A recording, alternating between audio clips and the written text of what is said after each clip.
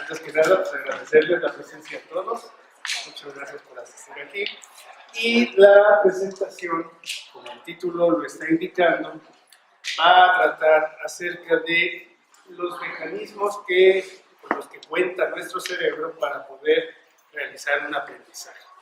Básicamente, todos nosotros sabemos que para poder realizar una tarea tan compleja como sería aprender, es muy importante contar con un órgano, que sería el órgano central, el órgano más importante para esta tarea, que es el cerebro. Pero la pregunta empieza cuando nosotros queremos saber qué hace el cerebro para poder aprender. Todos nosotros hemos aprendido una serie de tareas, hemos aprendido muchas actividades a lo largo de nuestra vida. Si son estudiantes, se pasan aprendiendo nuevos temas, nuevos conocimientos, y la idea es cómo lograr de una forma óptima, de una forma poco onerosa, a que me refiero con poco onerosa, que no sea un esfuerzo desmedido, cómo lograr un aprendizaje adecuado. ¿Es fácil aprender? ¿Es fácil poder llevar a cabo la transmisión de información de una persona a otra? Pero lo que ya no es fácil es optimizar esta tarea. ¿Por qué?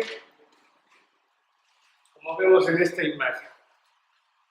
No tiene que ver con el tema de la imagen, pero si pensamos en una escena de este tipo, por ejemplo en el taller de Volcano, donde tenemos un maestro herrero con muchos aprendices, con varias jerarquías.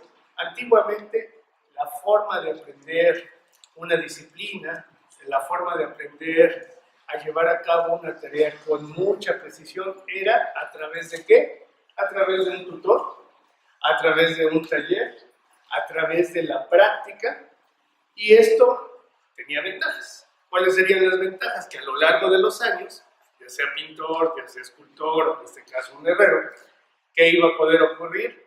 Se iban a convertir en los nuevos maestros. Sin embargo, ¿cuál es el problema de este punto? El problema es que cuántos años el más joven de ellos debía de transcurrir para poderse convertir en maestro, para poder adquirir las habilidades que le eran necesarias para esa profesión. Y por el otro lado, aparte del tiempo que va a transcurrir, ¿cuánto gasto, por ejemplo, si lo vemos desde el punto de vista económico, cuánto gasto de recursos pudo haberse invertido para que este aprendiz que estamos viendo acá pudiera llegar a convertirse en maestro? Es decir, iba a ser un aprendizaje basado en error, basado en experiencia, basado en estar tratando una y otra vez hasta que se convertía en maestro. Hoy día, no quiere decir que esta forma de aprendizaje sea inadecuada. O sea, es una forma que se sigue llevando a cabo de manera intensiva, sin embargo, no lo consideramos práctico. Y no lo consideramos práctico desde otro punto de vista. Si ustedes son alumnos aquí de la Facultad de Medicina y en primer año tenemos en anatomía 2,000 alumnos, ¿cómo vamos a meter a 2,000 alumnos a disecar 5 años para que aprendan la anatomía que se estudia con Vesalio, etc.? Cuando la educación se ha masificado, empezamos con un problema de cómo optimizar la enseñanza, cómo hacer que yo no tenga que transcurrir todos estos años, yo no tenga que gastar todos estos recursos y que pueda ahorrar tiempo. Y no es un ahorro de tiempo para la institución, es un ahorro de tiempo también para nosotros mismos.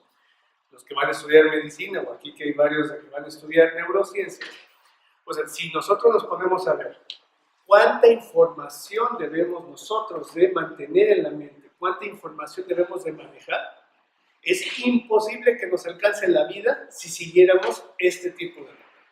Entonces la idea de la plática es tratar de entender qué hace nuestro cerebro para optimizar los mecanismos de aprendizaje. El estudio del aprendizaje per se, o sea, los expertos que se dedican al estudio del aprendizaje, han determinado que esto es extremadamente complejo. ¿Por qué? Como muchas cosas en el sistema nervioso y como muchas cosas, es muy complejo ya que involucra a miles de elementos. No solamente está involucrando la materia de lo que vamos a hablar, no solamente va a involucrar las destrezas que tenemos que adquirir, sino involucra también cosas de nuestra propia persona, de nuestro propio funcionamiento neuronal y del funcionamiento de nuestro cuerpo. En este sentido, aquí nada más quiero que tengamos como una visión panorámica. ¿Qué áreas son las que vamos a encontrar de manera más intensa, de manera más importante, involucradas en el aprendizaje? Lo primero es esta parte aquí. Si bien existe la posibilidad de ser autodidacta, de que a mí nadie me tenga que enseñar algo, es muy complicado también y no es fácil para cualquier persona adquirir un conocimiento sin la presencia de otra persona. Entonces ya de entrada nos presentamos ante una situación en la que es importante que tengamos al menos dos personas. La interacción de un maestro o la interacción de un facilitador o la interacción de alguien que puede ayudar a comprender estos temas y por el otro lado, pues el propio sujeto que va a adquirir este conocimiento. Por otro lado, tenemos 4 áreas importantes. Esta es la que vamos a referirnos ahorita, el área de la neurociencia, que es donde vamos a tener propiamente el funcionamiento de nuestro cerebro y los puntos que se requieren para que esta información penetre y se permanezca. Vamos a tener la educación per se, que son todas estas metodologías o todas estas herramientas que van a facilitar la adquisición de conocimiento. Tenemos el área emocional, que involucra absolutamente a todo nuestro entorno y que si atraviesa algún factor emocional dentro de este aprendizaje, puede ser tan grave que hasta lo interrumpa.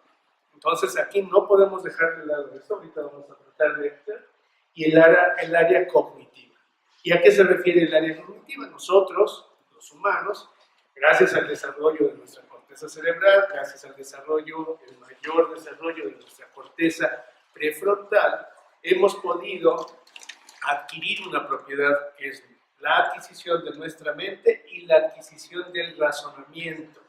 Del razonamiento en donde nos da la comprensión del mundo, nos da la comprensión de nuestro entorno, nos da la comprensión de lo que somos nosotros mismos y esto obviamente involucra también lo que vamos a aprender.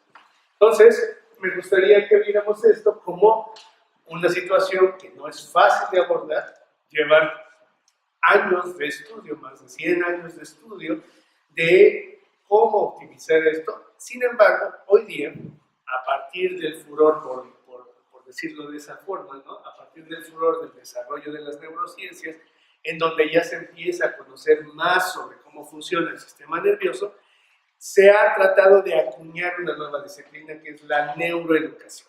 Bueno, hay discusiones, hay gente que dice que la neuroeducación no es posible tenerla como una disciplina como tal. ¿Por qué? Porque aún no hay puentes necesarios entre lo que es propiamente la educación y la neurociencia que nos permitan estar cruzando constantemente y que nos permitan ayudar a facilitar esto. Hay detractores, obviamente, que dicen que no, que ya estamos en un punto, pero yo creo que más allá de si existe o no la neuroeducación, lo que sí podemos entender es que ya muchas de las funciones nerviosas, si nosotros las comprendemos, podemos facilitar este camino, ¿no? En este sentido, vamos a ir viendo los diferentes factores. Vamos a tratar de que esto no sea tan largo y ahorita ya que vamos adelantados, viendo cuáles serían los factores más importantes, los de más trascendencia para que se dé la educación. Entonces, el primero serían los factores cognitivos. ¿Y a qué se refieren los factores cognitivos? Los factores cognitivos se refieren a los factores que involucran nuestro pensamiento. Definitivamente aquí tenemos una situación base. ¿Cuál es la situación base? Nosotros nacemos con un número de neuronas determinado, se sabe que hay un desarrollo postnatal de neuronas, sin embargo no alcanza el desarrollo postnatal a cubrir todas las necesidades, todavía estamos con si vemos la proporción, no es importante el número de desarrollo que se da postnatal, entonces tenemos un número de neuronas finito que en el momento que las pierdo, empiezo a perder funciones. Empiezo a limitar mis funciones. ¿Y de qué depende el factor cognitivo? Depende de dos factores importantísimos. Por un lado, el número de neuronas con el que cuento y la interconexión de las neuronas. No es suficiente decir que tenemos 100,000 millones de neuronas. Ok, esa es una aproximación teórica, que se calcula que contamos con ese número de neuronas. Pero puedo tener 100,000 millones de neuronas con un 50% de interconectados, es decir, que se puedan comunicar una con otra, o puedo tener el 100% de las neuronas interconectadas, y eso va a ser la diferencia. La gran diferencia va a ser en cómo intercambian información las neuronas y que envíen información de un área del cerebro a otro y con qué facilidad procesen la información. Entonces, nuestra cognición está determinada, pues primero, por nuestra genética, es lo que heredamos de nuestros padres. Segundo, por nuestra alimentación prenatal. Esto es extremadamente importante. Casos de desnutrición prenatal, estamos condenando al futuro sujeto a tener un problema de desarrollo cognitivo. Tercero, puede haber problemas durante el parto, que es frecuente, digamos, no es muy frecuente, pero se da con relativa frecuencia, en donde la poca oxigenación al momento de nacer puede producir la muerte de un gran número de neuronas, y factores ambientales, como cuáles. Los factores ambientales de cualquier sustancia, cualquier fármaco o cualquier situación que pueda matar neuronas. Nosotros lo vemos en la calle y bueno, es un ejemplo que quiero poner porque es muy frecuente. Pues vemos sujetos que están ingiriendo drogas, pero el problema no es la ingesta de drogas. Por ejemplo, en México, basta salir aquí 2 cuadras de aquí del Palacio, podemos ver gente inhalando solventes. ¿Y ahí qué está ocurriendo? Pues es uno de los factores más críticos para matar una neurona. Un sujeto que de manera regular inhala solventes en un año ya puede tener un deterioro cognitivo bastante severo. O sea, no es un daño a muy corto plazo. Bueno, entonces ya tenemos un desarrollo basal. Todos los que están aquí presentes han aprendido cosas, han ido a la escuela, etc. ¿Gracias a qué? Gracias a su desarrollo cognitivo, gracias al número de neuronas y las interconexiones que tuvieron. En este caso, vamos a ver unas funciones importantes que hacen nuestra función cognitiva. Por ejemplo, nosotros, y esto es algo que se ha investigado de manera seria por distintos investigadores, tenemos la capacidad de creer. Cuando alguien les dice, ¿por qué crees?, nosotros inmediatamente nos estamos refiriendo a cosas religiosas. Sin embargo, no es así. Nosotros tenemos una capacidad innata de creer, es decir, ya nacemos con la posibilidad de poder creer, fíjense bien. ¿Por qué? Porque es un mecanismo de comunicación. Cuando tenemos a un niño de unos 3 años, 4 años, y la mamá le dice que si no se porta bien, se le va a aparecer alguien en el baño o abajo de la cama, el niño lo cree. Y el niño puede ser la historia más ridícula o puede ser lo más extraordinario, pero el niño lo va a creer. ¿Por qué? Porque no contamos a esa edad temprana con otra posibilidad de poder intercambiar ideas y experiencias. Es decir, es un conocimiento que se le está pasando y el niño en ningún momento va a cuestionar y va a decir, ¿qué es el monstruo? ¿Dónde está? ¿De qué está hecho? Él no va a hacer este tipo de cuestionamientos. Eso lo hacemos después, cuando nuestras neuronas empiezan a interconectarse más intensamente, cuando tenemos más información. Al inicio no tenemos otra alternativa más que creer que lo que nos están diciendo es así. Y eso nos ayuda a sobrevivir.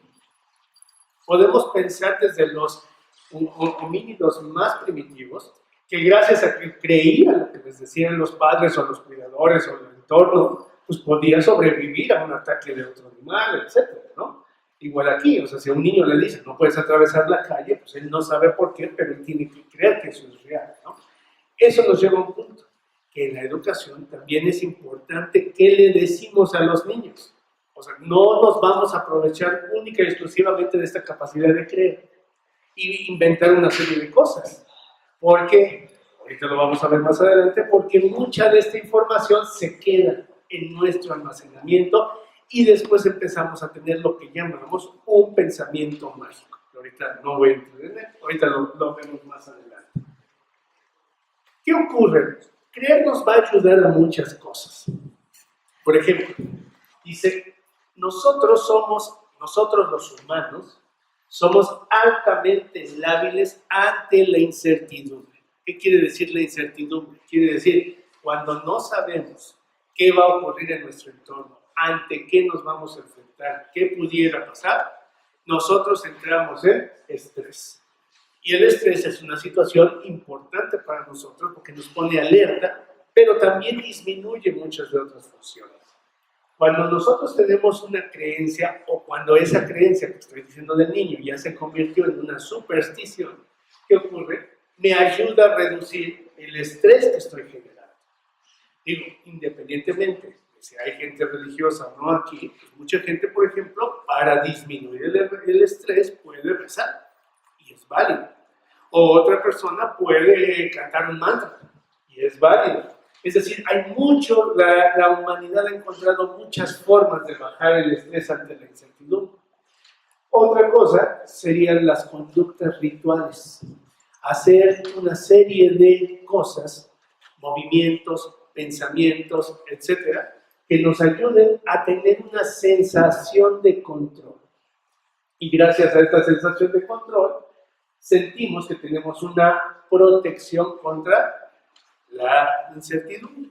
En este caso, esto es bien importante.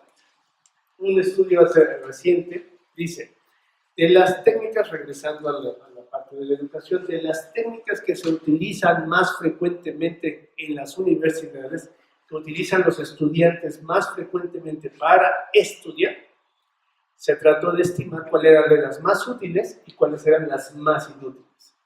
Por ejemplo, se estimó que la más inútil de todas las técnicas es subrayar. Estar ante el libro y empezar a subrayar.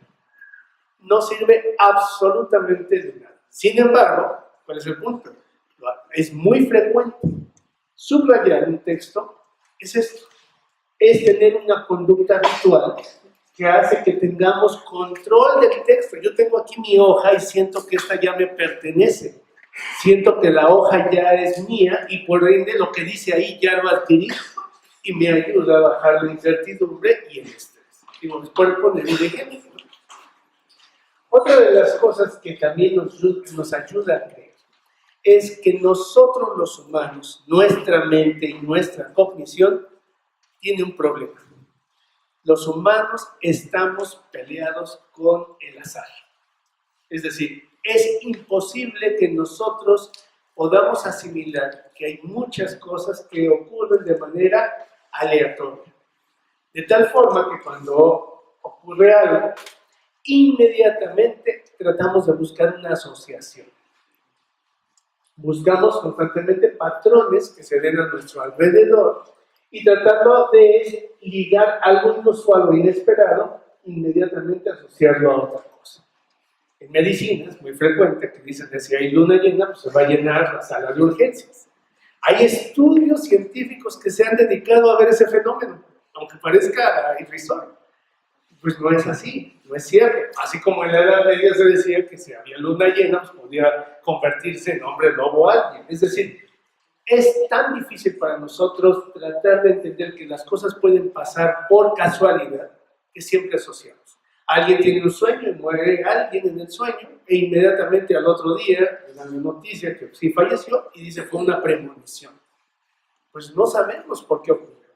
Pero no fue una premonición, porque si vemos la cantidad de personas que han soñado con alguien que ha muerto y cuántos en realidad murieron, estadísticamente ahí ya no es representativo.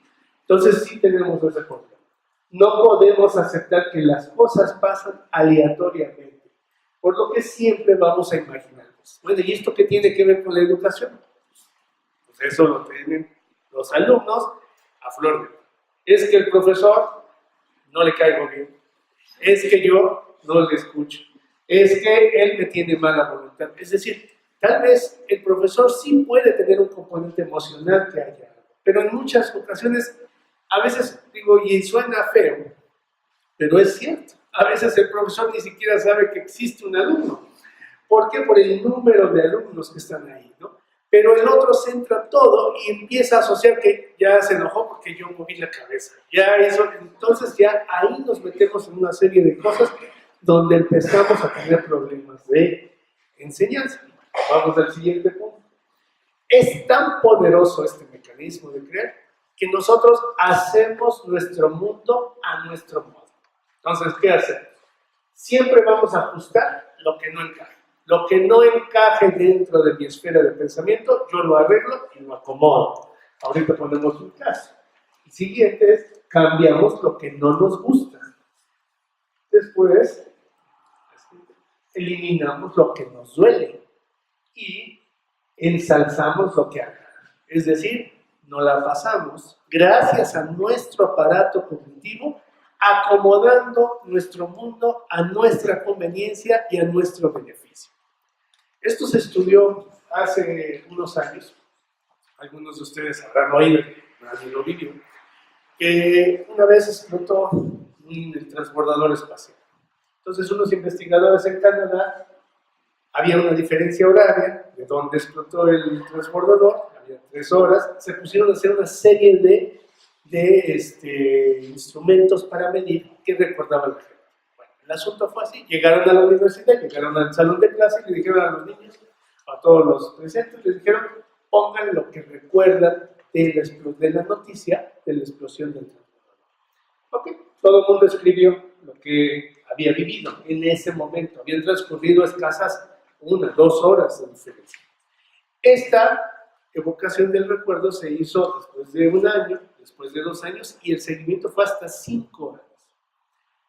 Por ejemplo, es el caso de una persona que decía, bueno, yo cuando estaba oyendo las noticias me estaba bañando. Y después de 5 años, él tenía una versión totalmente diferente, que estaba en un parque, que estaba con alguien, etc. Y cuando le decía, pero esto es lo que tú escribiste a las 2 horas, dice, eso no es real. Es decir, el poder de nuestra mente para transformar nuestro entorno es altísimo. De ahí que nosotros somos sujetos altamente subjetivos. Vemos un mundo aparte, independientemente de lo que esté ocurriendo frente a nuestros ojos. Y esto es importante para la educación. Nuestras creencias son un fiel reflejo de cómo vemos el mundo y de lo que yo voy a aprender. Y si ahí tengo problemas en cómo voy a ver lo que veo, si ustedes van a estudiar neurociencias y creen que es la disciplina más maravillosa del universo y creen que van a resolver los problemas de la humanidad y de repente se encuentran con las matemáticas, pues van a decir, pues esto no sé qué es, yo no quería eso. Entonces, ¿qué van a ir? De este punto van a tener una contradicción con respecto a lo que están viviendo y entran en conflicto. Y eso indudablemente va a alterar el aprendizaje. Otro problema que tenemos, y es un problema muy grave, es, somos humanos. No somos computadoras, no somos videograbadoras, no somos máquinas. Y como humanos, toda la información que percibimos es fragmentada. ¿Por qué? Porque no alcanzamos a percibir la gran infinidad de información que está a nuestro alrededor. Si nosotros, y eso se ha hecho también, lo han hecho físicos, lo han hecho matemáticos, tratar de medir en bytes, por ejemplo, cuánta información puede un sujeto percibir en 1 hora, no hay computadora que logre almacenar esa cantidad de información. Es muchísima la cantidad de información. Entonces, ¿qué hace nuestro sistema? A través de nuestros sentidos, no importa cuál sea, ojos, oídos, lo que sea, nosotros vamos captando una parte de la información que creemos que es importante, almacenamos una parte de esta información y todo lo demás que hacemos, vamos a rellenar los huecos. Es como si fuera el juego, ¿verdad? Ponemos los puntitos y nosotros vamos poniendo un punto aquí, otro acá, y al final nuestra mente lo que hace es unir los puntos y crear algo. A esto le denominamos ilusiones. Una ilusión es algo que no es así, pero que nuestra mente, como en este caso, todos pueden percibir que hay un triángulo, pero el triángulo no existe. Pero en nuestra mente es imposible que no veamos esa información. ¿Por qué? Porque vamos a tratar nosotros, a esto se le llama por memoria gestal, vamos a tratar de llenar el hueco que está presente. ¿Sí? Otro problema muy importante es el sesgo de confirmación, que está relacionado con el punto anterior que estábamos diciendo. Solo percibimos lo que afirman nuestras creencias y eliminamos lo que contrapone. Entonces, no solamente tenemos problemas para captar toda la información que está enfrente. Dije, vamos a ir tomando parte de esa información. Pero el problema más grande, ¿cuál es? Es qué información tomo. O sea, tengo 100,000 datos enfrente de mí. ¿Por qué tengo que escoger 3 y precisamente esos 3? En pocas palabras, vamos a decirlo de manera muy simple, porque son los 3 elementos que me conviene mantener en mi mente. ¿Por qué? Porque me van a ayudar a construir una novela personal, una novela mental para lo que yo quiero percibir del mundo. Entonces, el sujeto que todo lo ve gris captará las 3 partes de información que sean las más negativas. Y el sujeto que todo lo ve de color de rosa captará las 3 cosas que sean positivas, independientemente que hubiera de toda la información. Somos muy selectivos con eso. El estrés puede detonar el pensamiento supersticioso y la racionalidad nos va a abandonar. Cuando nosotros estamos sometidos a estrés es cuando más aflora el pensamiento mágico, cuando más vamos a recaer en lo que creemos del mundo. De ahí que, hablando de la educación, no se puede realizar un estudio bajo estrés, no se puede realizar un examen bajo estrés. Sin embargo, todo el tiempo estamos haciendo exámenes y estamos estudiando bajo estrés. Y de ahí que entonces se dificulte tanto la tarea. Entonces, para ir empezando como a semblantear, una de las cosas más importantes es reducir el estrés. Esa va a ser nuestra primera conclusión. Si yo no logro reducir el estrés en el estudio, nunca voy a poder optimizar esta parte. Cuando tenemos una expectativa de algo, no podemos borrar, y esa expectativa es negativa, es muy difícil quitarla de la cabeza. Si alguien dice voy a reprobar, va a reprobar, no hay duda. Y esto es muy importante. Si alguien le dice es que anatomía es muy difícil, va a reprobar anatomía. Si alguien le dice otra materia es muy fácil, pues entonces sí la va a pasar. ¿Por qué? Porque se está condicionando, ¿sí? Entonces, esto es muy importante. Las expectativas no negativas no se borran y la experiencia no borra la expectativa. Otra vez, somos ciegos ante lo que ya estamos prejuzgando y lo que ya tenemos de idea. Y esto es algo que como personas, como individuos, o sea, no es malo, esa es parte de nuestra función cognitiva.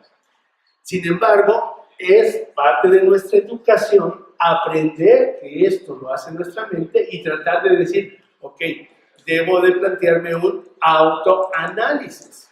A ver, la escuela es tan negativa como yo la veo, el profesor es tan negativo como yo lo veo, el medio, mis compañeros son tan negativos o no lo son así. Pero eso no lo podemos hacer de manera individual, requerimos de ayuda externa. ¿Por qué? Porque entramos en un círculo vicioso. Yo no voy a poder ver eso y no voy a poder borrarlo a pesar de que tenga la evidencia frente a mis ojos. Otro de los puntos más importantes que también forman parte de la cognición es la atención. La atención es la piedra angular de la enseñanza, la piedra angular del aprendizaje. ¿Por qué? Porque es el mecanismo por medio del cual voy a captar la información. Esa información va a llegar a un área de la corteza, en este caso a la corteza occipital, después tiene que pasar a la corteza temporal, después a la parietal, después a la prefrontal, es decir, distribuirse por todo nuestro cerebro para que almacenemos algo. Si yo no pongo atención a algo, simple y llanamente, ese algo que ocurrió frente a mí no existe, porque no pude captar esa información. Por eso es tan complicado en las escuelas, cuando los niños, cuando los jóvenes o cuando alguien está jugando, está bromeando, está con el celular, etcétera, pierde la atención y es tiempo total y absolutamente perdido. ¿Por qué? Porque no va a captar nada de la información. Tenemos varios tipos de atención. La atención endógena, que es cuando dicen yo quiero ver qué dicen. Cuando estamos viendo una película, estamos oyendo un chisme. Ponen todos sus sentidos para captar la información de lo que están diciendo. Pero, por ejemplo, podemos tener un distractor. Acabamos de escuchar un ruido afuera, inmediatamente todo el mundo lo captó y tratamos de decir qué fue, golpeó algo, se cayó alguien, ¿no? Entonces ya nos trajo la atención algo exógeno, pero en realidad la forma en cómo vamos a ir adquiriendo esta información es conjunta, pero requerimos de la atención. Problemas que sí existen, a pesar de que haya una discusión de que no es cierto, problemas en donde hay una enfermedad, una problemática de la atención, como se llama el déficit de atención, es un problema muy serio, porque para este tipo de personas, el estar captando información no solamente va a ser selectivo, como acabamos de decir, sino ahora cada pedazo de información que estoy tratando de captar es como si pusiéramos los puntos todavía más separados, y llenar esos huecos va a ser todavía más complejo. Y se vuelve una tarea que puede llegar a tener consecuencias graves para determinados pacientes. Otra cosa que podemos entonces en la escuela es el foco de atención, que es cuando está hablando el profesor o cuando tenemos la materia adelante de nosotros. Hacemos que tratamos de tener una visión en túnel. Esto es en sentido figurado, obvio, no se oscurece toda nuestra visión, sino visión en túnel es poner la atención dirigida en algo y evitar todo lo que esté. Si ahorita está afuera haciendo ruido, si está pasando esto, yo trato de eliminar esos elementos y quedarme con lo que me interesa. Y también tenemos otro mecanismo que se llama ceguera por desatención. Si yo ahorita pregunto qué ocurrió hace 20 minutos en tal lugar, a pesar de que todos lo hubieran presenciado, si no pusieron la atención ante eso, puede ser que ya no lo recuerden. Por eso se llama ceguera por desatención. Cosa a la que no le pongo atención, cosa que tiene a borrarse. Ya no existió para nosotros ni para nuestra mente, a pesar de que lo hubiéramos tenido frente a nosotros. Ahora, con la atención tenemos un problema. Hay un muy falso aseveramiento que dice que nosotros podemos ser hombre orquesta. Es decir, que podemos hacer muchas cosas. Y se dice, y las mujeres más. Eso es falso. Y no lo digo yo. Hay cientos de estudios que dicen que cuando la atención se divide, cuando la atención se empieza a fragmentar, y tengo atención en un objeto, después en otro, después en otro, después en otro, ¿qué es lo que va a ocurrir? Vamos a estar haciendo un cambio constante de tareas, y el cambio constante de tareas me va a aumentar la probabilidad de error. El famoso, los comerciales que nos están poniendo en el radio y en la televisión que dicen no podemos escribir cuando estamos manejando, y que se dice el riesgo de tener un accidente es equivalente a manejar alcoholizado. ¿Es cierto? O sea, si yo estoy dividiendo mi atención en varios puntos, el porcentaje de error va a aumentar. Entonces, para los seres humanos, sean hombres o mujeres o quimeras o lo que sea, no es posible dividir la atención. Ese es un problema cognitivo que tenemos nosotros como humanos. Y si queremos ser efectivos en lo que estamos haciendo, pues debemos de centrar justo la atención en un punto, ¿no? Mientras más aleatorio es el cambio, más probabilidades de falla existen. Es decir, si ahora nos estamos distrayendo por ruidos, olores, personas, movimientos, sensaciones, etc., todavía vamos a captar mucho menos información de la que pudiéramos captar en condiciones normales. Otra cosa importante que también nacemos con él. Nosotros empezamos a conocer el mundo. Nosotros ya sabemos que el niño se la pasa a una edad determinada tirando objetos para ver qué ocurre con él, ver si se rompe, ver si rebota, ver qué ruido hace, etc. Tiene una comprensión del entorno. Y con la comprensión del entorno tenemos otra habilidad que es la capacidad de adelantarnos en el tiempo. Y entonces ya alguien sabe que si yo tiro este aparato, se va a descomponer. Entonces ya tenemos una predicción. Intentamos entender causas, efectos.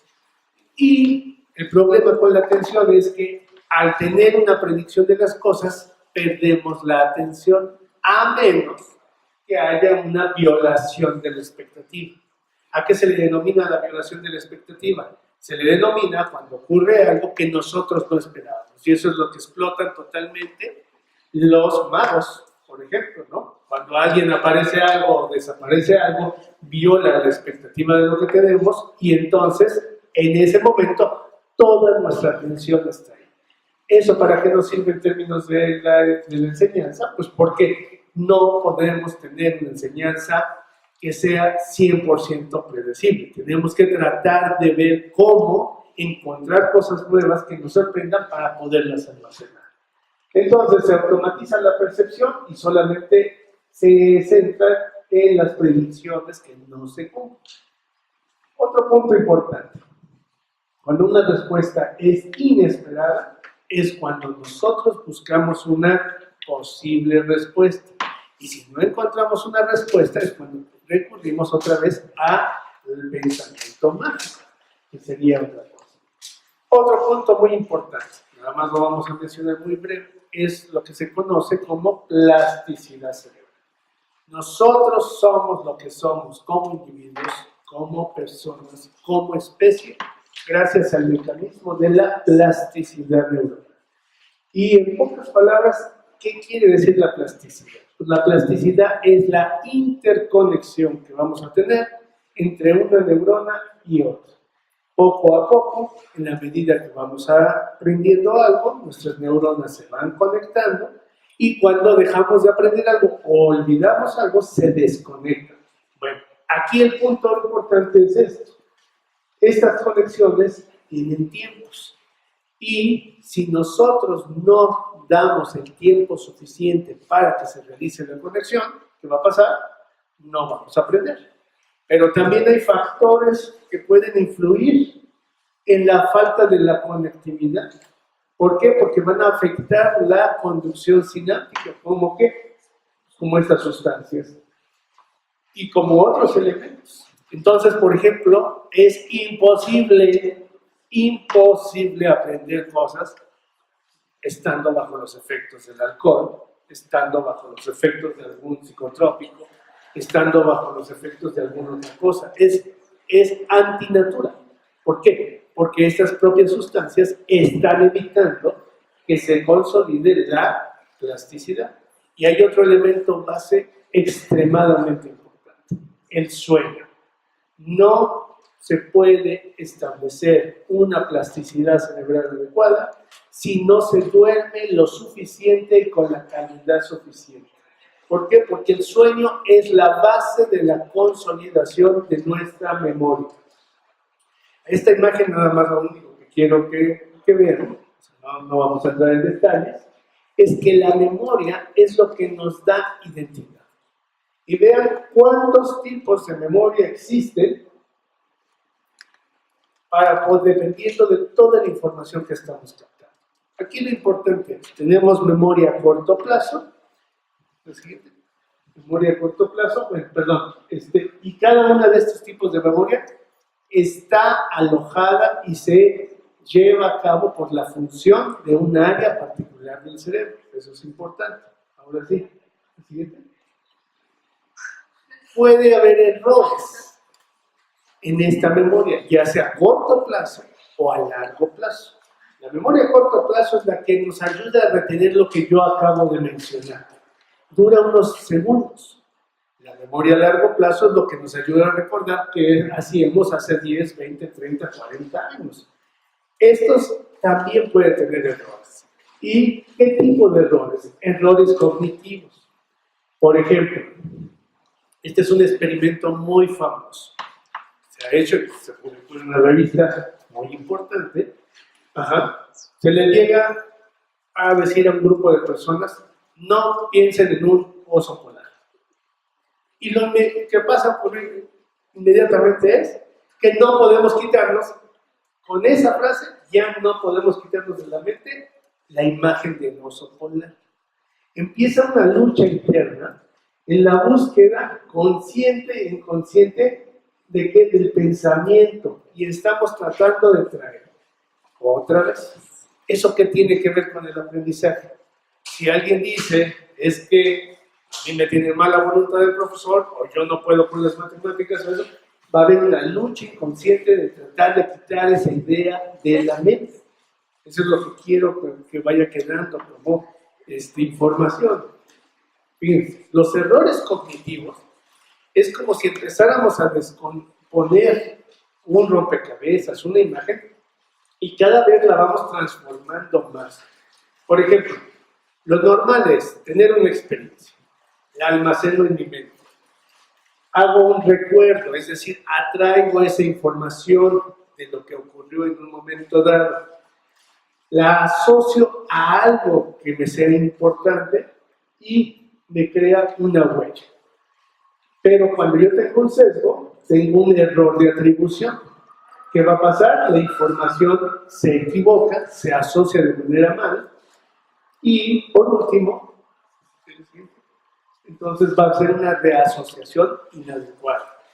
En este punto vamos a tener problemas que ahora no solamente, fíjense bien, cuántas cosas estamos combinando. No solamente no capté la información adecuada, no solamente capté fragmentos de información, sino ahora asocio de manera errónea la información y empiezo a decir, es que yo soy profesor. A mí llega el alumno y me dice, es que usted preguntó tal cosa. Sí. Aquí está la respuesta. Esa no es la respuesta. Eso dice aquí. No, eso no dice aquí. O sea, uno lee palabra por palabra y dice, eso no dice. Es que sí lo dice. Bueno, cuando uno como profesor dice, bueno, me quiere ver la cara, pero no, es que está creído de que lo que plasmó ahí es eso, pero no lo es. Entonces vamos a tener este tipo de problemas en donde, ¿cómo lo podemos resolver?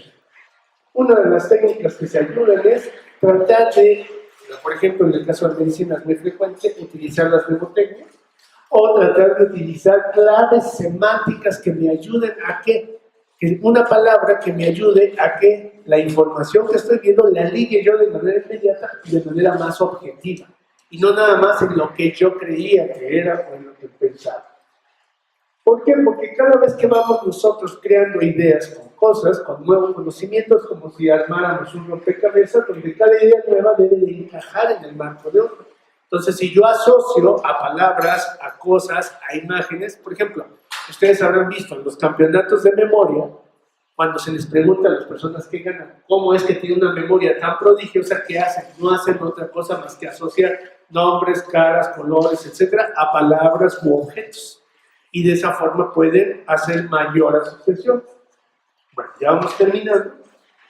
Dentro de estos errores cognitivos nos guiamos por el conocimiento y evitamos a lo desconocido, ya lo dije. Aquí hay un problema. Si yo aprendo algo nuevo y es la primera vez que yo lo veo y no tengo nada a qué asociarlo, lo voy a borrar. Entonces esto es muy grave. Entonces siempre debemos de buscar a qué asociar esta información. El tener expectativas sobre algo también nos ahorra energía, pero podría ser un sesgo, como lo vimos hace rato, y nos puede crear una ilusión de verdad. ¿Qué cosa es la ilusión de verdad? La ilusión de verdad es creer que sabemos algo que no sabemos. Y por último, ya muy rápido, nada más, tenemos factores que pueden, hay gente que dice, nos ayudan al aprendizaje, como el estrés agudo. Sí, por ejemplo, un animal que se quema, o nosotros mismos que tomamos algo caliente y nos quemamos, no se nos olvida nunca que este objeto estaba caliente y que no se debe tomar. Pero cuando se empieza a hacer más crónico, baja nuestro rendimiento. Entonces el estrés es un factor que también va a ir en contra del propio aprendizaje. Y para ir en contra de todo esto, los alumnos van a siempre tener desidias. Entonces, van a estar postergando su aprendizaje. ¿Qué es lo que más se les puede recomendar? Se les puede recomendar restringir la libertad de lo que se va a aprender, haciendo asociaciones, viéndolo textualmente del libro, o también poniéndole fechas claras para que inicie o termine. Ajá, y una vez que se tiene una fecha, entonces ya no dar otro plazo. Si alguien le dice el examen es mañana, todo el mundo estudia para mañana. Si les dice el examen puede ser en 5 o 10 días, nadie va a estudiar, ¿no? O sea, la situación es que el aprendizaje es forzarnos a la objetividad, ¿sí? Y por último, ya tenemos el caso de las emociones. Cuando nosotros tenemos una emoción positiva con respecto a algo, somos más afines a eso, ya sea algo abstracto, ya sea una persona o lo que sea. Cuando tenemos emociones negativas con respecto a algo, vamos a tratar de evitarlo, ya lo vimos en la parte anterior, evitamos lo que nos produce dolor o lo que nos disgusta. Entonces, por ejemplo, aquí porque pongo esto, se hizo un experimento que se le llama el experimento de la carta, en donde un psiquiatra estaba viendo a sus pacientes y cada X tiempo, cada 2 años o cada año, le mandaba una carta al paciente para ver cómo estaba. Y el hecho de que el paciente recibiera esta carta y supiera que estaba interesado en él, el médico, le ayudaba a seguir mejor su tratamiento. Y en los estudiantes es igual. Si nosotros mejoramos el estado de ánimo, si nosotros mejoramos nuestro propio estado de ánimo, si compartimos estas experiencias con nuestros compañeros y mejoramos, a esto se le va a denominar nuestra memoria episódica, vamos a tener mejor rendimiento. Por eso es mejor el aprendizaje en conjunto que el aprendizaje individual. Y eso nos ayuda en situaciones como nuestra actitud, nuestra autoestima y nuestro desarrollo personal. Bueno, en este caso, a eso le denominamos aprendizaje social. Y aquí nos tenemos una frase que dice: sin imitación no hay cultura. Requerimos forzosamente de la ayuda de los otros para poder aprender, para poder evitar estos sesgos cognitivos que estoy mencionando, para poder llenar adecuadamente los huecos que estábamos diciendo que seleccionamos. Necesitamos ayuda de alguien externo para poder ser más resilientes en cuanto a los resultados de lo que vamos a aprender. Y necesitamos de la ayuda de nosotros para poder reforzar toda esta información. Bueno, en este caso, lo último que vamos a mencionar, que es altamente importante para nuestro aprendizaje, son 2 cosas. Una buena dieta de alimentación y el ejercicio. No hay posibilidades de poder aprender si no se alimenta alguien adecuadamente y si no hace el ejercicio suficiente. Hay estudios que muestran cómo impacta en determinadas estructuras del sistema nervioso el ejercicio y cómo beneficia ese impacto en el aprendizaje. Bueno, lo último, todo el mundo tiene en sus manos su propio cerebro. Estamos hablando de manera metafórica, obviamente, pero está en ustedes tratar de ayudarse a poder contribuir con un mejor aprendizaje y poder completar de manera más importante lo que van a hacer aquí en la facultad y en la universidad. Muchas gracias.